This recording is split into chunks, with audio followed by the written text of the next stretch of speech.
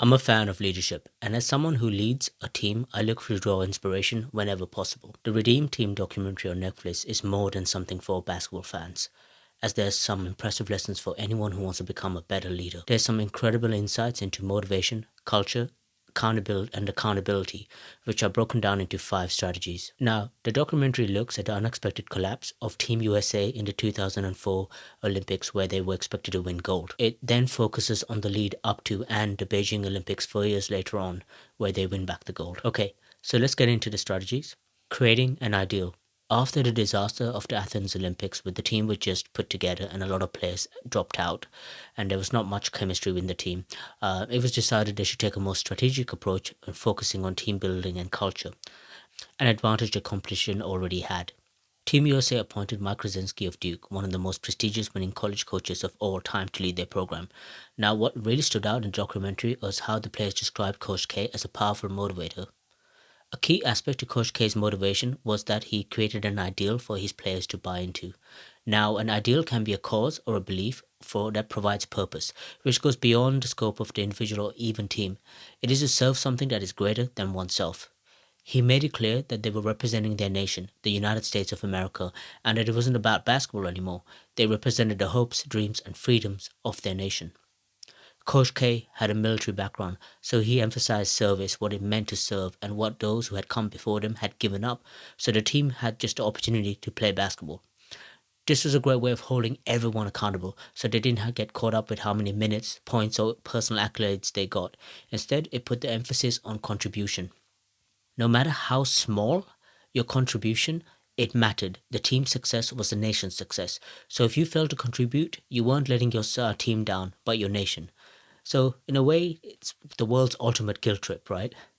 Now, to further these sentiments of patriotism, he had various military generals and Navy SEALs speak to the team, discussing why they served, the importance of it, what it meant to lead and be a part of a unit, as well as sacrifice.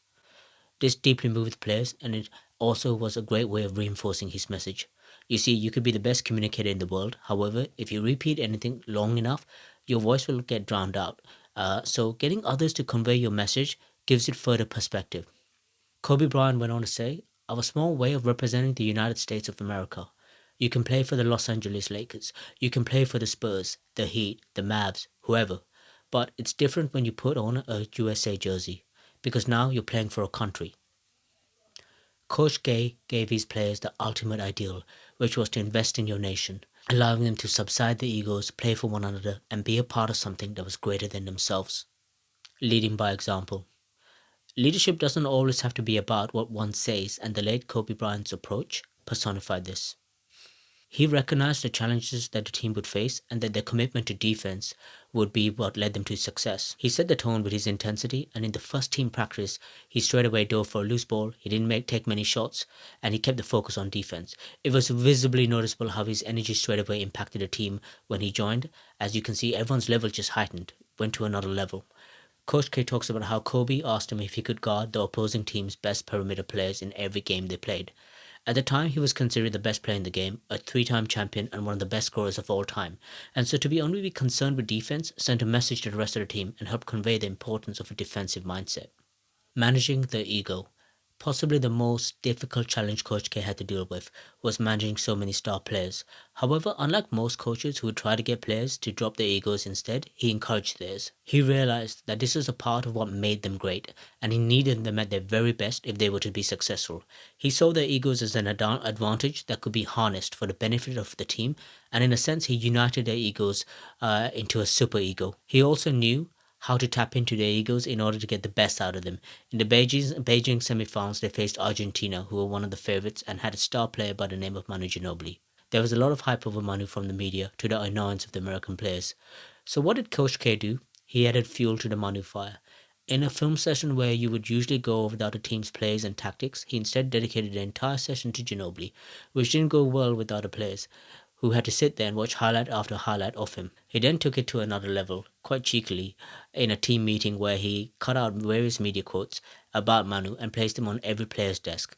Now, some of these quotes were strategic plays for players who played the same position as him. So, for Dwayne Wade, it said Manu Ginobili, second best shooting guard.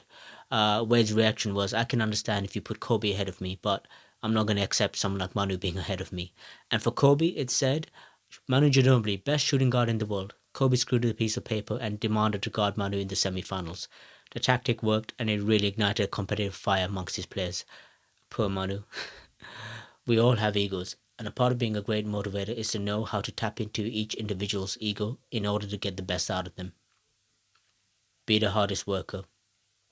During training camp in Vegas, the players all decided to go out to a club after an intense training session late night. They went and partied it up as you do in Vegas and ended up getting back in the early hours of the morning around 5 a.m. To everyone's shock, Kobe was already laced up in his workout gear and getting ready to train. The players couldn't believe this, considering they had already done an intense session the night before. Dwayne Wade goes on to talk about Kobe's work ethic. He himself knew what it meant to be great. Seeing Kobe, who was one of the greatest, but still working harder than himself and everyone else, he knew he was witnessing another level. The next day, D Wade and LeBron joined Kobe for his early morning workout session, and then after that, the whole team did. They nicknamed this the Olympic Breakfast Club, where players first thing in the morning would go lift weights, shoot around, and then have breakfast together. This is a great way of demonstrating accountability, as when the leader or the best player holds themselves to a higher standard, the others have no choice but to fall in line. Another way of looking at this is you can change behavior by just focusing on a few members who hold influence. In a sense, D Wade and LeBron followed Kobe's lead, and in turn, everyone else followed theirs. Honesty breeds humility. Keeping it honest by looking at the things objectively can be difficult because it can be hard to hear the truth. Why? Because we all have egos and it's hard to hear criticism at times. However, you can only improve if you realistically know where you are and what to work on. It could have been really easy for Coach K to put down the 0-4 defeat as a fluke and have made a bunch of excuses. He could have been like, we're the US, we have the best league and the most talented players, etc. However, he realized that their current level of play wasn't good enough and that the rest of the world had actually caught up. He made it clear to his players that this was no longer their game anymore, but the world's game, and they had to respect their opponents.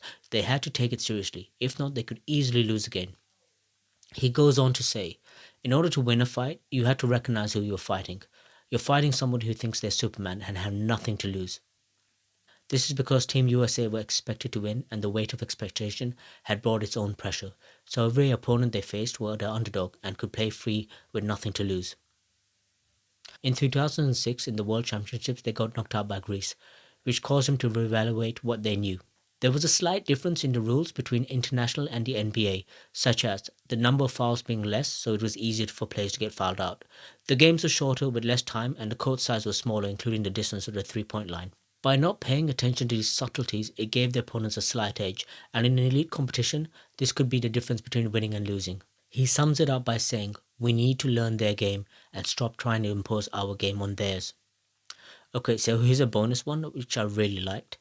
No excuses. LeBron talks about how when he plays for his team, the Cleveland Cavaliers, he would wish that he had another star player alongside him, like Chris Paul or Chris Bosh or Dwayne Wade. Then he could probably win a championship. However, on this team, all the star players are alongside him, so there's no excuses now. What's anyone's excuse? Because the players they dreamed of playing with are all together. This is a great way of holding the team accountable again and ensuring everyone was engaged and locked in to put in max effort. I hope you found the leadership strategies from the Redeem Team documentary that I shared valuable. Feel free to let me know your thoughts in the comments, and if you haven't seen the doc, it's really worth checking out and watching these strategies in action.